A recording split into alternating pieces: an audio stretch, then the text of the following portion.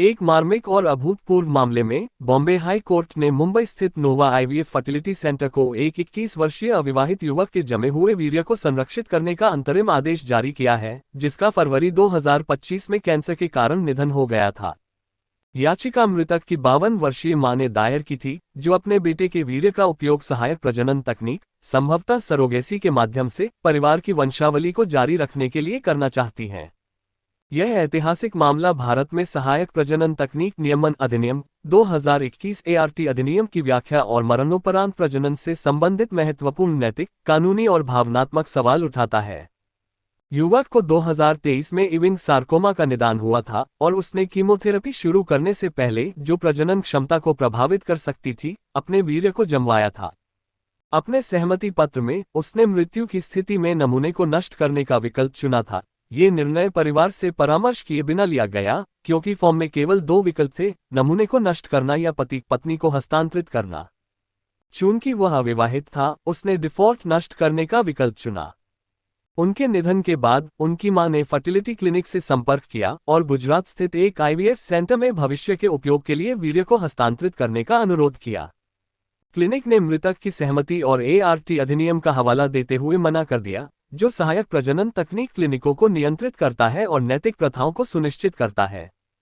Clinic ने उन्हें अदालत से अनुमति लेने की सलाह दी। मां ने फिर इस मामले को बॉम्बे हाई कोर्ट में ले गईं, ये तर्क देते हुए कि उनके बेटे का वीर्य जमवाने का निर्णय प्रजनन की मंशा को दर्शाता है और उनके एकमात्र उत्तराधिकारी के रूप में उन्हें इस नमूने पर अधिकार होना चाहिए, जिसे वे संपत्ति मानती हैं। उन्होंने केंद्रीय स्वास्थ्य और परिवार कल्याण मंत्रालय के उनके अनुरोध को अस्वीकार करने को मनमाना और कानून के अनुरूप नहीं होने का भी चुनौती दी। 25 जून 2025 को मामले की सुनवाई कर रहे न्यायमूर्ति मनीष पिताले ने कहा कि याचिका मरणोपरांत प्रजनन और ART अधिनियम के तहत गैमीट संरक्षण से संबंधित महत्वपूर्ण सवाल उठाती है, जिसमें वर्तमान में ऐसे मामलों के लिए स्पष्ट दिशानिर्देशों का अभाव है। अदालत ने जोर दिया कि याचिका के लंबित रहने के दौरान वीर्य को नष्ट करना इसे निष्फल कर देगा, इसलिए क्लिनिक को 30 जुलाई 2025 को अगली सुनवाई तक नमूने को संरक्षित करने का आदेश दिया। यह मामला 2024 के दिल्ली हाई कोर्ट के फैसले की याद दिलाता है, जहां एक मृत अविवाहित युवक के माता-पिता को सामान नष्ट करने के निर्देश के बावजूद उसके जमे हुए वीर्य तक पहुंच दी गई थी, जिसके बाद केंद्रीय मंत्रालय ने मरणोपरांत प्रजनन पर दिशानिर्देश तैयार करने पर विचार शुरू किया। बॉम्बे हाई कोर्ट का अंतरिम आदेश भारत में प्रजनन अधिकारों के विकसित परिदृश्य को उजागर करता है, जो व्यक्तिगत सहमति, पारिवारिक आकांक्षाओं और कानूनी ढांचे के बीच संतुलन बनाता है।